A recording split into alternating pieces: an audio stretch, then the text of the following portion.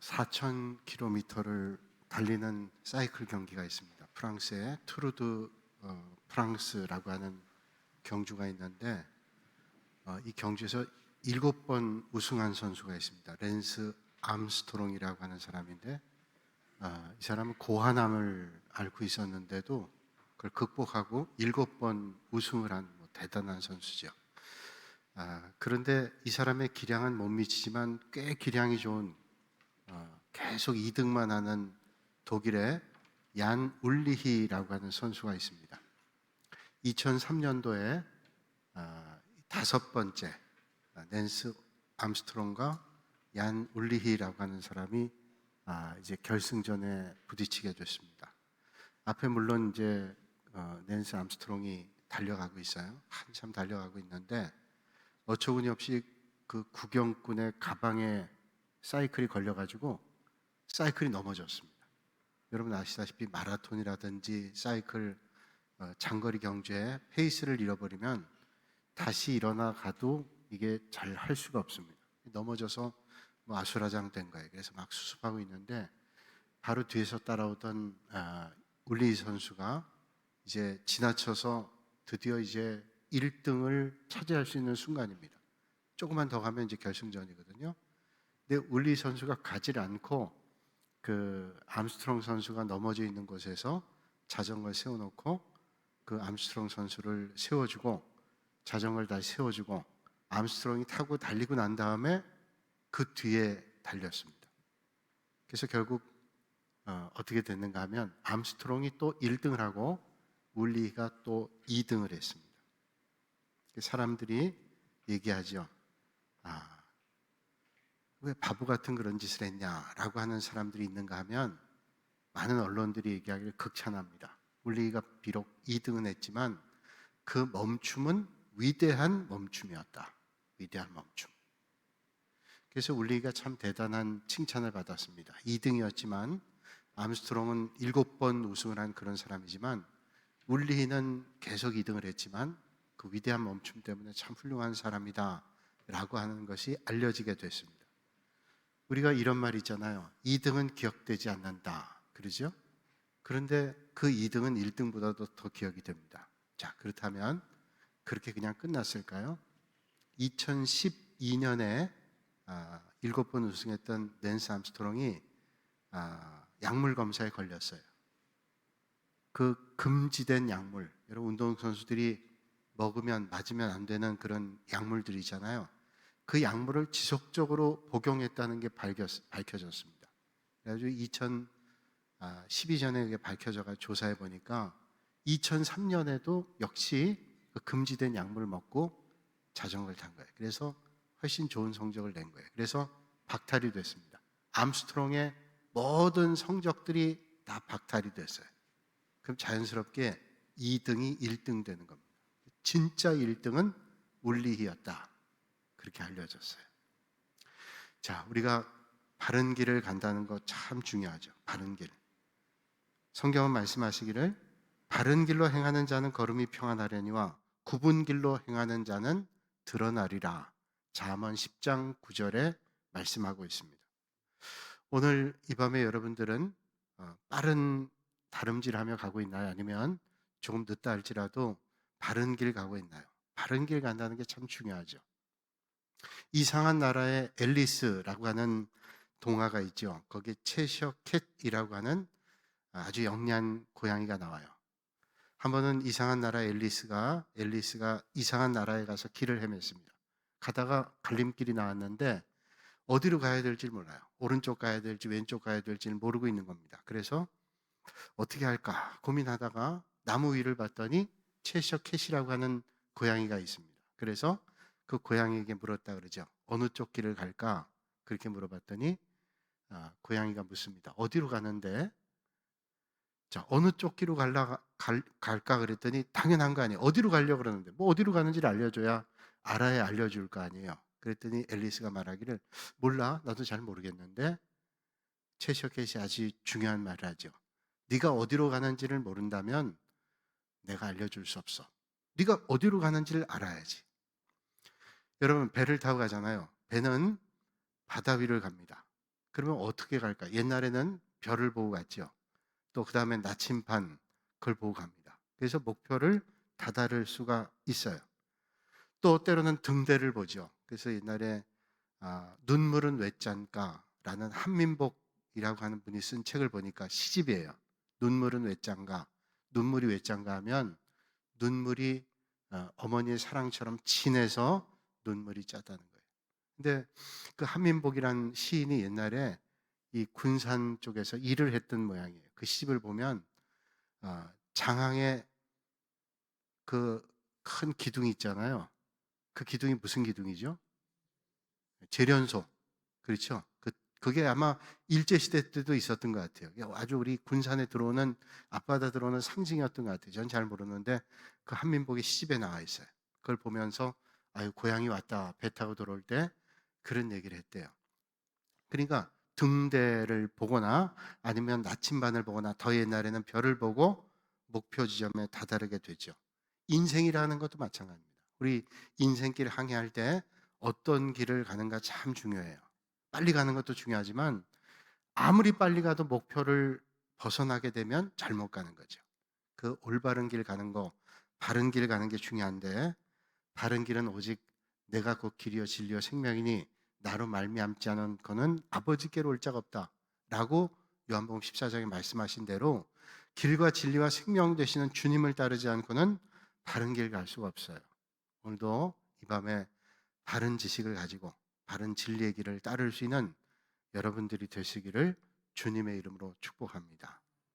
오늘 낮에 노예의 목사고시를 보는 분들 면접을 했어요. 5분 목사고시를 보는데 이번에 이제 5월 달에 본답니다. 보는데 이제 미리 면접을 하는데 5분 면접을 했어요. 그래서 보니까 나이도 꽤 있는 분도 계시고 여자분도 계시고 조금 나이가 적은 분도 계시고 그래요. 근데 5분 면접했는데 저한테 좀 먼저 물어보라는 거예요. 그래서 제가 물어봤는데 한 분 전도사님에게 물어봤어요. 전사님 오늘 면접하는지 모르셨어요? 그랬더니 예, 알았습니다. 그 당연한 얘기 아니에요. 면접하는지 모르면 어떻게 왔겠어요? 제가 전사님 면접하는지 모르셨어요? 그랬더니 예, 알았습니다. 그런데 전사님 좀 분주하고 바빠도 넥타이는 좀 메고 오지 그러셨어요. 그렇게 얘기했더니 예, 제가 여기 들어와서 후회했습니다.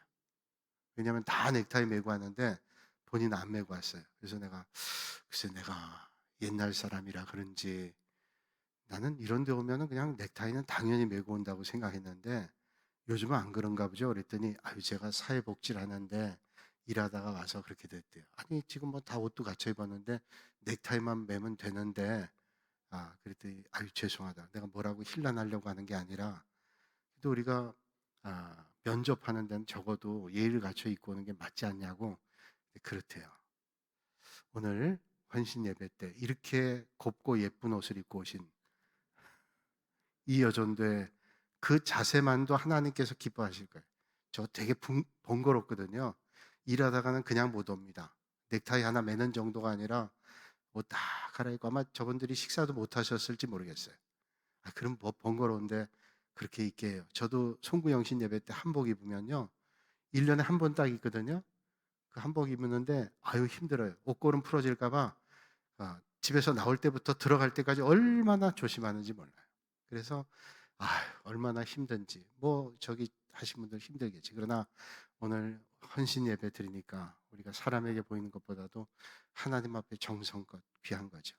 뭐 저렇게 또 안 입었다고 제가 뭐라고 하는 건 아니고요. 저분들 칭찬하는 거예요. 오늘 귀한 찬양 드리고 또 마음에 헌신하신 우리 이 여전들 축복하며 축복의 박수 한번 드리죠.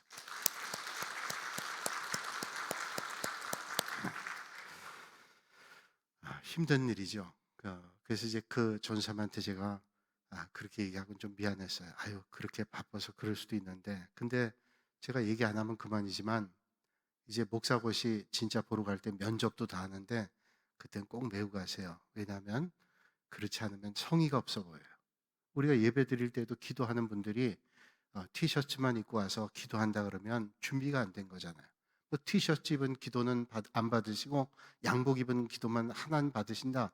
그건 아닐 거예요. 그러나 앞에 나와서 대표로 기도하는 분들은 모본을 보이는 거잖아요. 아, 저렇게 예배드리는구나. 그래서 그 모본을 보이는 거기 때문에 회중들이 보고 예배드리고 기도하는 분들은 대표로 적어도 기도하면 그렇게 우리가 해야지. 우리 기도원 가서 각자 기도할 때 뭘 이번들 뭐라고 하겠어요? 누워서 기도한들 뭘 한들 뭐라 그러겠어요? 그러나 회중을 대표해서 나와서 한다면 우리가 준비하고 또 준비하고. 여러분 기도문서 내잖아요. 기도문서 내는 건 뭐예요? 우리가 기도할 때 그냥 나와서 뭐 줄줄 하지 않죠. 아무리 기도를 잘해도 정성껏 준비해서 하나님 앞에 기도하잖아요.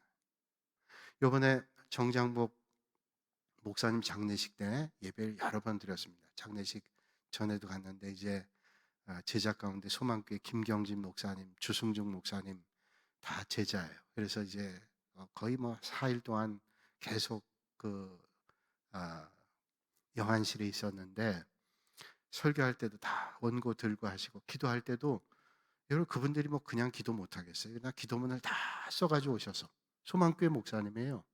예배 설교를 다 전공한 오랫동안 목회하신 이제 은퇴를 얼마 안 둔 그런 목사님들인데 다 기도를 적어와서 하나님 앞에 올려드립니다. 허투루 실수하지 않고 중언부언하지 않고 하나님 앞에 드리기 위해서. 하물며 우리가 하나님 앞에 예배 드릴 때 기도를 준비하는 게 얼마나 중요해요. 아니 내가 얼마든지 할 수 있어요. 할 수 있어요. 근데 미리 우리 목사님들한테 와서 특별히 우리 윤 목사님이 이제 예배 담당이고 오셔서 기도문 드리면 이제 한번 보시죠. 왜 보는가 하면 우리 교회는 모르는 행사들이 많아요. 일반 교인들이 모르는 행사가 많이 있는데 요번에 우리가 고난주간 맞이하면서 이런 일들을 좀 기도해 주세요. 지금 또 우리 교회가 건축하고 있으니 뭐 여러 가지 행사들을 알려드리면 회중을 대표해서 기도하는 거니까 그런 것들 놓치지 않을 수 있지요. 놓치지 않고 할 수 있으면 그 기도를 통해서 모든 교인들이 맞아. 이번에 이런 행사가 있는데 다시 리마인드하고 기도할 수 있어요.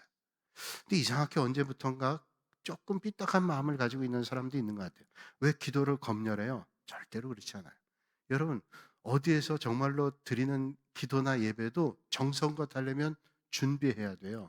그런 자세가 얼마나 하나님 받으시는 거예요. 그 면접하는데 또 한 분이 저보다 한 3살 정도 어린 분이 오셨어요. 3살 어려도 나이가 꽤 많고 신학을 늦게 한 거죠. 그분은 이렇게 이력서를 보니까 소위 말하면 누구나 가고 싶어하는 대학을 나왔어요. 스카이 대학이라 그러죠. 좋은 대학 나와서 좋은 직장을 다녔어요. 지금도 다니고 있는데 신학대학을 야간으로 나와가지고 이제 목사고시를 보고 이제 직장을 그만둔다 그래요. 그래서 물어봤어요. 전사님은 지금 그냥 직장 잘 다니고 그냥 사실 것 같은데 왜 목회를 하시려고 하냐고. 목회가 그게 그냥 다 아무나 하는 것 같아도 절대로 그렇지 않다고. 그건 뭐 우리의 실력으로 하는 것도 아니고요. 하나님 주신 은혜로 하는데 어떤 때는 참 견디면서 하는 거예요. 실력 있는 목사도 많고요. 뛰어난 능력 있는 목사도 많은데 끈기 있는 목사는 별로 없어요. 그래서 하나님의 은혜를 기다리면서 늘 주님 바라보고 해야 되는데 왜 그렇게 힘든 길을 가려고 하시는지 참 귀하다고 생각이 들면서도 한편으로는 짠한 마음이 들기도 하고 걱정도 듭니다. 어떻게 하시려고 하냐 그랬더니 그분이 제가 그런 고민을 많이 했습니다. 그러면서 내가 이제 세월이 언젠가 옛날부터 그런 마음을 가졌는데 내가 목회하는 길을 못 갔어요. 그런데 내가 더 늦으면 이젠 목회를 못 할 것 같아요. 그래서 내가 지금 50대 후반인데 이젠 다 정리하고 내가 늦었지만 최선을 다해서 하려고 합니다. 참 귀한 일이야. 그러면 마음만 가지고 안 되니까 하나님 도움을 구하셔서 끝까지 한번 잘 뛰어보시라고. 그분이 참 귀한 게 뭐냐면 제가 열심히 뛰겠다는 게 열심히. 저는 그래요. 늦게 장로님 되신 분 가운데 그런 분 제가 뵙고 참 은혜를 받았는데 장로님 되시기 전보다 더 열심히 하신 거예요. 예배 생활이나 뭐 기도 생활이나 제가 또 이렇게 하면 누구지 생각할 거 없어요. 어떤 분은 제가 옛날에 입이 대빨 나왔다고 몇 주 전에 얘기했더니 그분이 저한테 문자 보냈어요. 저 얘기하는 거죠. 그래서 아니 어떻게 근데 미안한데 아니에요. 근데 하여튼 그렇게 왜 그렇게 얘기하는 걸 다 자기라고 생각하는지 모르겠어요. 근데 하여튼 그 목사님한테 이제 열심히 뛰라고 우리 장로님 그렇게 열심히 한 분 은퇴하셨어요. 벌써 은퇴하셔서 꽤 되신 분인데 제가 그분 볼 때마다 늘 존경했는데 예배 생활 아주 열심히 하는 거예요. 그 전보다 더 열심히 하세요. 그러니까 언젠가 한번 어떤 모임에 있을 때 제가 잠깐 그 장로의 말씀 듣고 그러시구나. 내가 늦게 됐기 때문에 열심히 뛴다. 그 전보다 열심히 뛰어야 내가 그동안 못 뛰었던 것을 더 뛸 수 있기 때문에. 그 말씀이 늘 생각나요. 먼저 한 사람은 조금 더 뛰었겠잖아요. 근데 나중에 뛴 사람은 훨씬 더 열심히 뛰는 거예요. 그래서 그 장로님 생각하면서 참 감사하다, 귀하다 그런 생각했는데 그게 떠올라서 그 전사님한테 그랬어요. 참 좋은 생각이라고. 열심히 뛰시라고. 열심히 뛰는 거 제가 응원하겠다고. 그래서 오늘 마음이 여러 가지 마음이 들었어요. 그러면서 제가 한 가지 당부에 말씀드렸는데 우리 전사님들 꼭 바른 길 가시라고. 바른 길 가는 게 쉽지는 않을 거예요. 어려울 거예요. 얼마 전 세상 떠신 정장목 목사님이 그런 말씀하셨어요. 참 바른 길 가는 게 정말로 쉽지 않다. 그냥 사람들 가는 길 다 가면 사람들이 뭐라고 안 해. 그냥 뭐 흐르는 대로 가면. 근데 바른 길 가려고 하면 되게 힘들대요. 왜냐하면 시비 거는 사람도 있고요. 힘든 일들을 만난 경우도 많은데 그게 절대로 쉽지 않다는 거예요. 그래서 목사님 이제 그러고서 얼마 안 돼서 세상 떠나셨잖아요. 거기서 나눴던 얘기들 하나하나가 제 마음속에 남아 있는데 그렇구나. 그게 마치 유언처럼 들리기도 해요. 여러분, 오늘도 이 밤에 우리가 주님 기뻐하시는 믿음의 길 걸을 때 최선을 다해서 달리시고 바른 믿음 가지고 바른 길 가실 수 있는 여러분들이 되시기를 주님의 이름으로 축복합니다. 하나님 은혜 주실 거예요. 우리가 뭐 온전하지 않잖아요. 그러나 하나님을 바라보고 믿음의 길 경주하면 하나님께서 오늘 우리에게 은혜 베풀어 주실 거예요.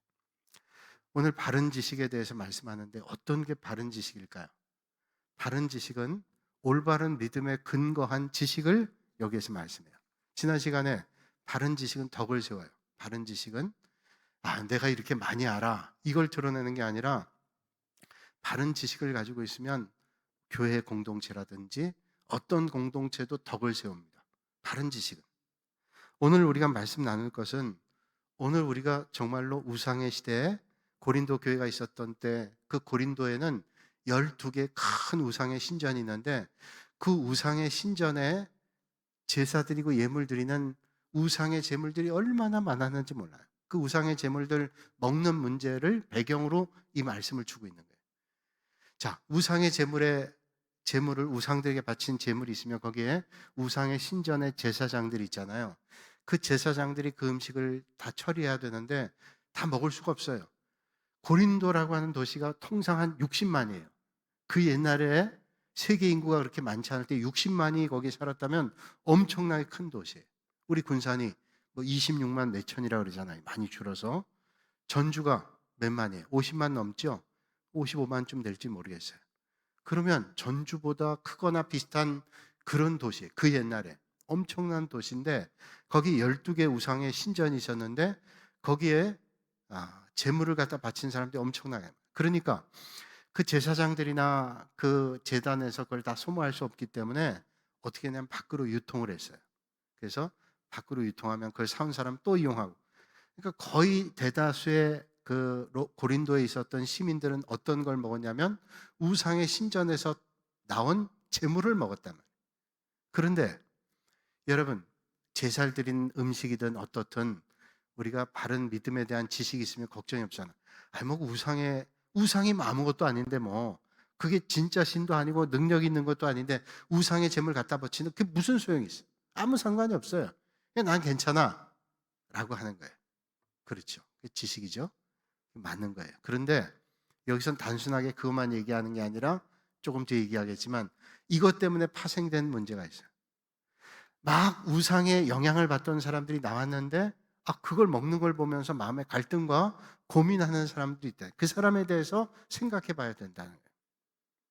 자, 오늘 고린도 교회가 우상의 시대에 올바른 믿음, 바른 지식을 가져야 될 것을 오늘 말씀한다면 오늘 이 시대도 어떤 때에는 많은 우상의 이단의 잘못된 신앙을 가지고 있는 사람들이 현혹하는 시대에 살아요. 그 사람들이 잘못된 믿음에 있다고 생각하잖아요. 자기들이 바른 믿음에 있다고. 신천지에 있는 사람들이 잘못됐다고 생각하나요? 저 기존에 있는 교인들은 잘못됐어. 우리가 정말로 신천지인데 라고 생각하면서 잘못된 길을 간 거죠. 근데 그런 세상에 우리가 살고 있기 때문에 올바른 영적 지식이 없이는 안 된다는 거예요. 오늘 그래서 이런 우상의 시대에 진짜 하나님은 한 분, 바로 한 분 하나님이라는 것을 말씀해 주고 있습니다. 오늘 4절로 6절까지의 말씀을 제가 읽어 드릴게요. 앞에 쏘아주시는 거 잘 보세요. 4절과 6절 말씀을 제가 읽습니다. 그러므로 우상의 제물을 먹는 일에 대하여는 우리가 우상은 세상에 아무것도 아니며 또한 하나님은 한 분밖에 없는 줄 아노라. 비록 하늘에나 땅에나 신이라 불리는 자가 있어 많은 신과 많은 주가 있으나 그러나 우리에게는 한 하나님 곧 아버지가 계시니 만물이 그에게서 났고 우리도 그를 위하여 있고 또한 한 주 예수 그리스도께서 계시니 만물이 그로 말미암고 우리도 그로 말미암아 있느니라. 여러분, 우리에겐 딱 한 분이 계세요. 참 하나님. 세상에 이런저런 신들, 잡다한 신들 얘기하지만 우리에겐 참 하나님 한 분이 있어요. 그분이 누구냐? 예수 그리스도라고 구원자라고 말씀하죠. 그래서 우리가 올바른 지식은 누구냐? 세상에 한 하나님 한 분 계신데 그분은 곧 그리스도 구원자다라고 말씀하고 있습니다. 아버지가 한 분인 것처럼 헛된 신 섬기면 안 되고 참 아버지신 하나님만을 섬겨야 된다. 그리고 그분이 만물을 창조하셨고 우리가 구원받게 하시는 예수 그리스도를 보내주신 그분이다. 그분이 바로 하나님이시고 그 하나님이신 분이 바로 예수 그리스도. 그분을 통해서 우리는 구원받는다. 한 분이에요, 한 분. 어떤 나라의 임금님이 자기를 사랑하는 진짜 사랑하는 여인을 만나고 싶어가지고 하는 이제 공고를 했어요. 뭐라고 공고를 했는가 하면 자기를 진심으로 사랑하는 여인을 만나게 되면 모든 걸 다 주겠다는 거예요. 그러니까 알아보기 위해서 이제 많은 사람들이 지원했겠죠. 그런 사람들에게 이제 미리 선물 주는 거예요. 여러분들 구하는 대로 내가 선물 줄 테니까 세 개씩만 골라보라. 그러니까 이 사람들이 왔다가 선물을 왕이 준다니까 보통 선물 원하는 대로 준다는 거예요. 세 개를 어떤 걸 구할까 아주 고민하다가 세 번밖에 없잖아요. 그래서 뭐 이것도 해달라 저것도 해달라 그러니까 다 해주는 거예요, 왕이. 그런데 이상하게 그 왔던 여인 가운데 여인 하나는 아무런 요구도 하지 않습니다. 그래서 참 이상하다. 그럼 몇 날을 봤는데 아무것도 요구하잖아요. 다른 여인들은 뭐 3개 구해놓고 아이고 하나만 더 하면 안 되나 그렇게 얘기하기도 그러는데 이 사람은 다 구하는데 한 여인만은 구하지 않는 거예요. 그래서 왕이 그 여인을 불러서 물었어요. 아니 당신은 다른 사람들은 3개 구해놓고도 부족하다고 더 구하겠다고 얘기하는데 왜 하나도 구하지 않냐 그랬더니 이 여인이 말하기를 저는 임금님 한 분이면 충분합니다. 야, 이게 감동되는 거 아니에요? 이거 저거 필요 없어요. 저는 임금님 한 분이면 충분합니다. 누구랑 살았겠어요? 왕이 이 여인이 정말로 나에 대한 사랑의 마음이 있다. 그렇게 했단 말이죠. 여러분 오늘도 마찬가지예요. 세상에 잡다한 것에 마음 두지 않고요. 정말로 하나님 한 분 사랑하시는 분들에게 하나님께 세상의 것과 비교할 수 없는 놀라운 은혜를 만나게 되죠. 그래서 우리에게 가장 소중한 한 분은 주님뿐이에요. C.S. 루이스는 이런 말을 했습니다. 하늘을 겨냥해서 살라. 그러면 땅을 덤으로 얻을 것이다. 하늘을 겨냥해 살면 우리가 살고 있는 땅은 덤으로 받는데요. 땅을 겨냥해서 살라. 그러면 땅도 하늘도 다 이룰 것이다. 하늘 겨냥해 살면 땅도 얻는데요. 땅을 겨냥해 살면 하늘도 잃어버리고 땅도 잃어버린대요. 오늘 이 말씀 준비하면서 예전에 읽었던 책에 여러분도 알고 있는 내용일 거예요.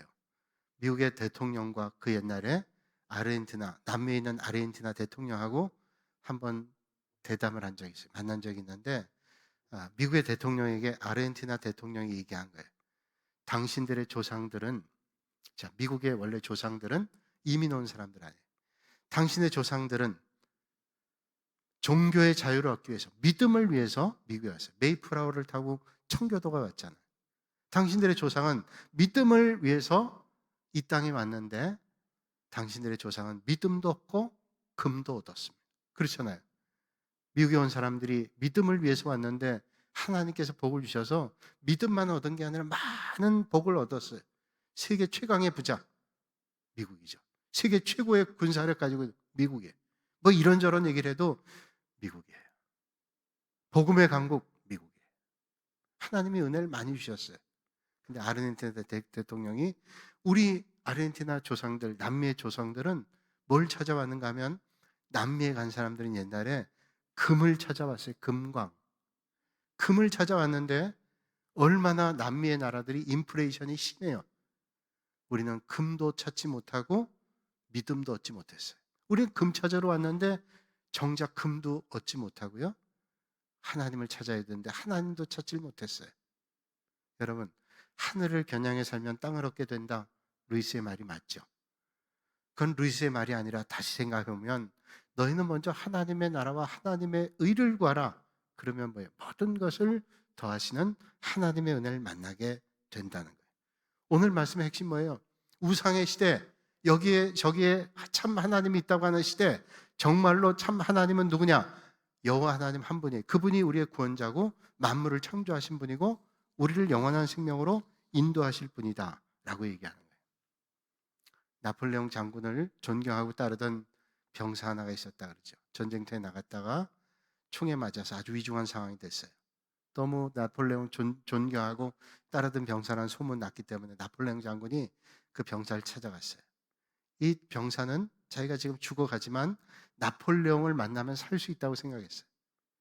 나폴레옹 장군 찾아갔을 때 이 병사가 힘겨운 목소리로 나폴레옹에게 이런 말을 했습니다. 황제님, 황제님, 저를 살려주세요. 저를 살려주세요. 절규하는 거예요. 그 사람 마음속에는 나폴레옹이 살려줄 수 있다고 생각한 거예요. 그런데 나폴레옹이 그 죽어가는 사람을 살려줄 수 있나요? 안타까운 마음을 가졌지만 그 사람을 뒤로 하고 나왔어요. 여러분, 아무리 위대한 장군이고 위대한 사람이라 할지라도 인생을 살릴 수 있는 존재는 아무도 없어요. 하나님 한 분밖에 없죠. 오직 주님만이 우리를 살릴 수 있어요. 성경은 말씀합니다.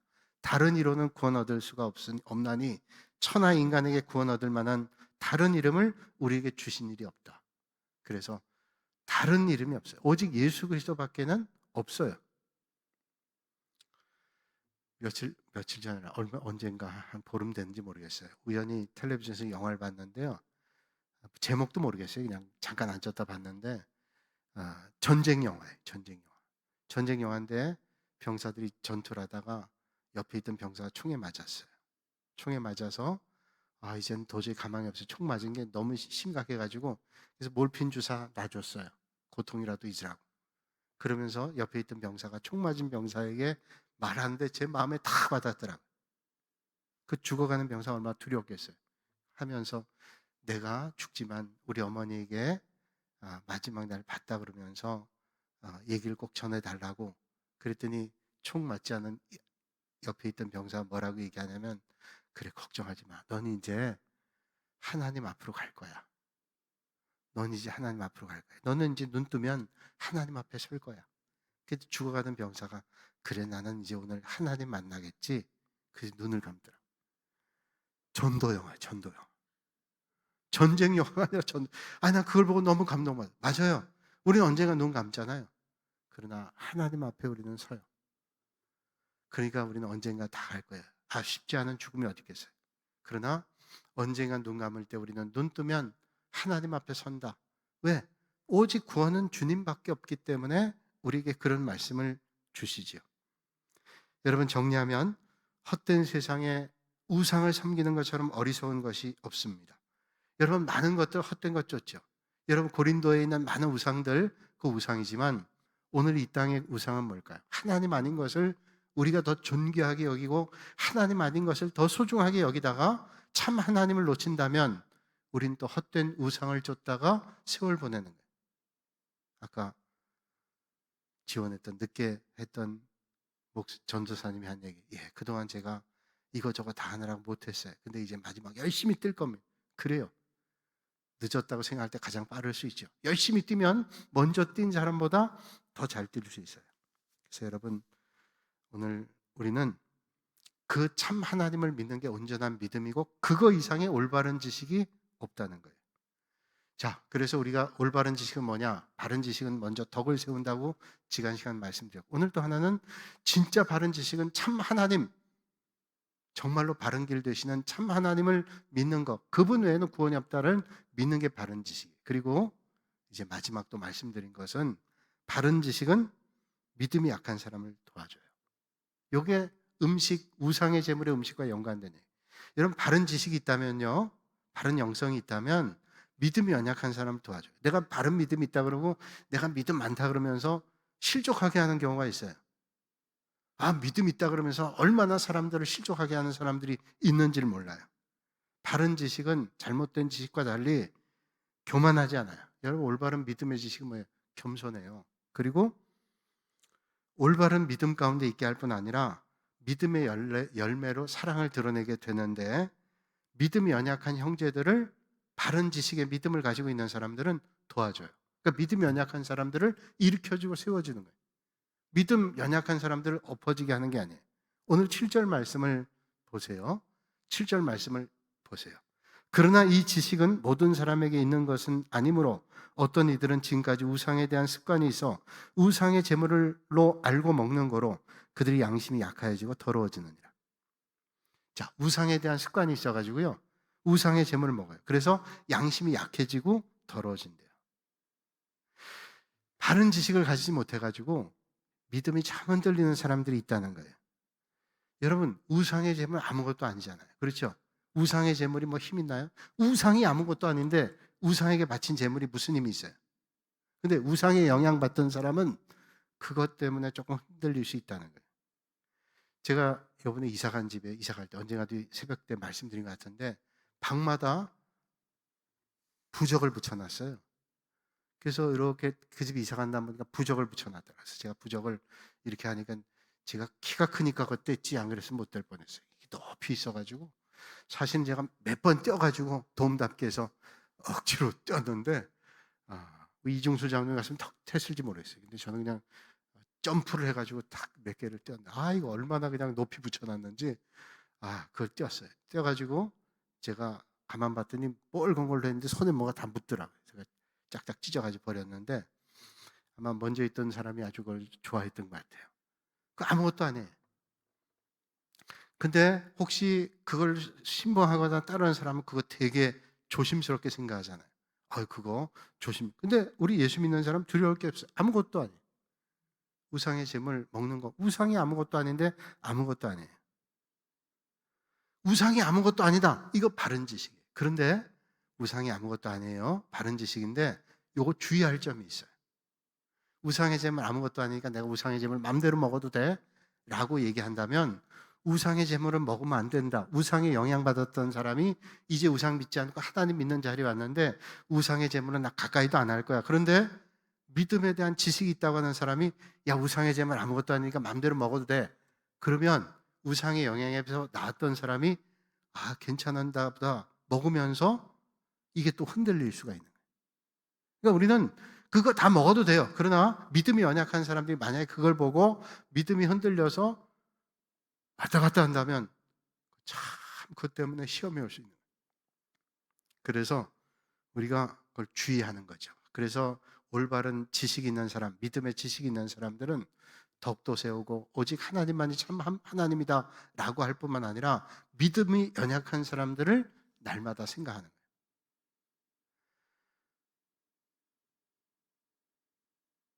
이건 안 할게요. 그래서 믿음이 여러분들이 연약한 사람들은 항상 우리가 믿음이 있다고 하는 생각하는 사람들이 주의하지 않으면 안 되는 거예요. 오늘 8절로 13절까지의 말씀을 한번 그런 차원에서 한번 보시죠. 8절에 13절 제가 읽겠습니다.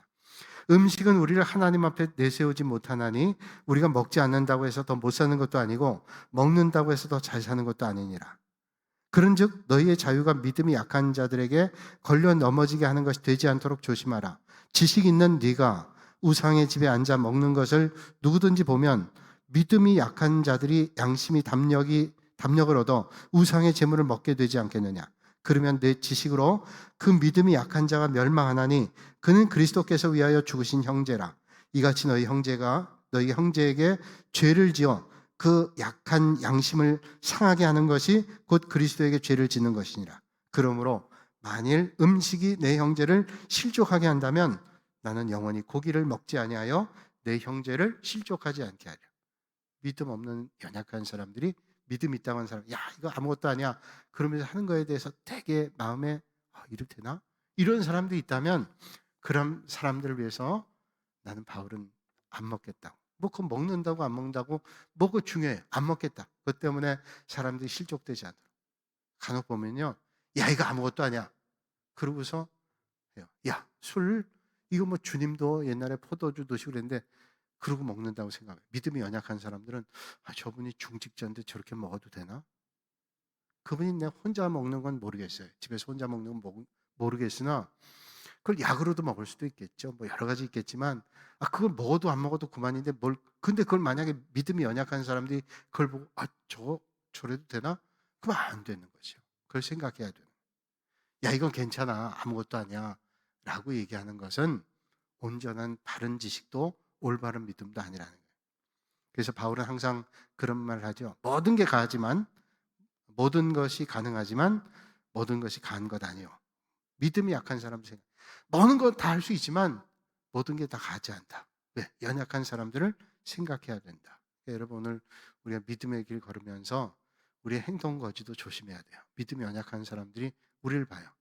우리가 동북교회 다니잖아요. 동북교회 다니는데 우리의 믿음의 직분이 좀 무겁다 그러면 무거우니까 다른 사람들에게 조금 더 덕이 끼쳐지고 믿는 사람들의 본이 돼야 사람들이 아이고 역시 다르다. 그렇게 되면 은혜가 되는 거잖아요. 괜찮아. 그리고 마음대로 하다 보면 그걸 보고 시험에 드는 사람 이래도 되는 거야? 라고 시험 들 수 있어요. 주변에 믿음 약한 사람을 실족하지 않도록 하는 게 올바른 지식, 덕을 세우고 오직 구원해 주님 한 분뿐이고 그리고 다른 사람, 약한 사람들 배려하고 그런 믿음 가지는 여러분들이 되시기를 주님의 이름으로 축원합니다.